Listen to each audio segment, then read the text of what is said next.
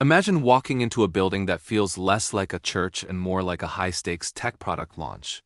The air is cool, scented with expensive HVAC filtration, and the floorboards vibrate with the bass of a professional-grade rock concert. Thousands of people surround you, eyes closed, hands raised, caught in a collective moment of spiritual ecstasy. It feels like belonging. It feels like the future. But behind the blacked-out windows of the executive wing, a different reality is unfolding. While the congregants are told that their seed money will unlock divine blessings, the man on stage is checking the fuel levels of a Gulfstream jet purchased with tax-exempt donations. We are told these are houses of God, but in the dark world of megachurches, they often function more like multi-million-dollar corporations with a saintly CEO and a customer base that never asks for a receipt. The mystery isn't just where the money goes. It's how we've been conditioned to believe that the bigger the stage, the closer the message is to the truth. To understand the dark world of these institutions, we have to look at the mechanics of the black box. In the United States, churches are granted a unique superpower, the 501(c)(3) tax-exempt status. Unlike every other non-profit, churches are not required to file a Form 990. This means that while a local food bank must publicly disclose its executive salaries and operational costs, a megachurch generating $80 million a year can keep its ledger completely hidden from the public and even its own members. This financial dark zone was pioneered by figures who realized that the suburban explosion of the 1970s and 80s created a new kind of spiritual consumer. They shifted from the humble, drafty chapels of the past to seeker-sensitive models, essentially shopping malls for the soul. They offered coffee shops, fitness centers, and rockstar pastors. But as the budgets grew into the tens of millions, a sinister twist emerged. The mission of the church began to be replaced by the maintenance of the brand. The story begins not with the flashy televangelists of today, but in the dusty revival tents of the 19th and early 20th centuries. Preachers like Charles Spurgeon in London and Amy Semple McPherson in Los Angeles proved that you could draw thousands if you had enough charisma and a large enough auditorium. However, the true breaking point occurred post-World War II. As families moved to the suburbs, traditional denominations felt too rigid and old-fashioned. This gave rise to the non-denominational movement. These new leaders didn't answer to a bishop or a board of elders. They answered to their own vision.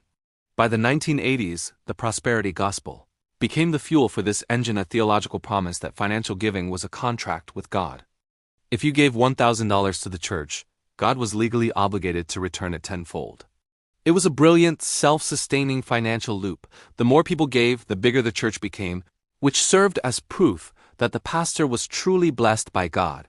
By the 1990s and 2000s, megachurches became gigachurches, with attendance numbers rivaling small cities. But with massive scale came massive ego. The cause and effect was simple. To keep 10,000 people coming back every week, you need a celebrity. To keep a celebrity, you need to treat them like a king.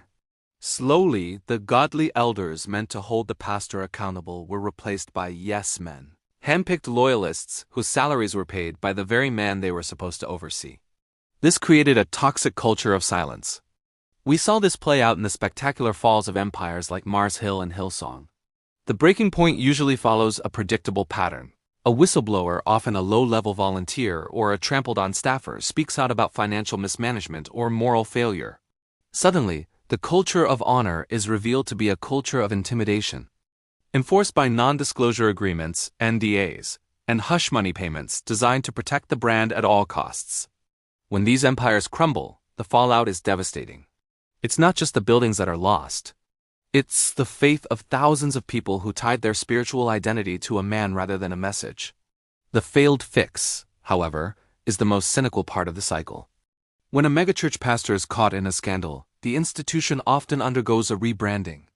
They change the name, swap the logo, and bring in an interim leader who is often just a friend of the previous one. Within 2 years, the same systems of unaccountability are back in place. They treat the problem like a PR crisis rather than a systemic rot. The data shows a shocking trend. As of 2024, while small, community-focused churches are closing at record rates. Megachurches with budgets over $5 million are seeing an 89% increase in giving. We are witnessing the Amazonification of faith, Consolidation of spiritual power into the hands of a few superbrands that are too big to fail and too opaque to be honest. Today, the dark world of megachurches has moved into the digital realm. The modern pastor is an influencer, using social media algorithms to manufacture spiritual moments for a global audience. They use the same psychological triggers as casinos' flashing lights, emotional music, and the promise of a big payout to keep the donations flowing via apps and QR codes. Shockingly, research shows that some megachurches allocate less than 10% of their total revenue to actual charity or community aid. The rest is funneled back into production value, marketing, and the lifestyle of the leadership. We are seeing a repeating pattern where the church becomes an idol of its own success, valuing bums on seats more than the broken people sitting in them.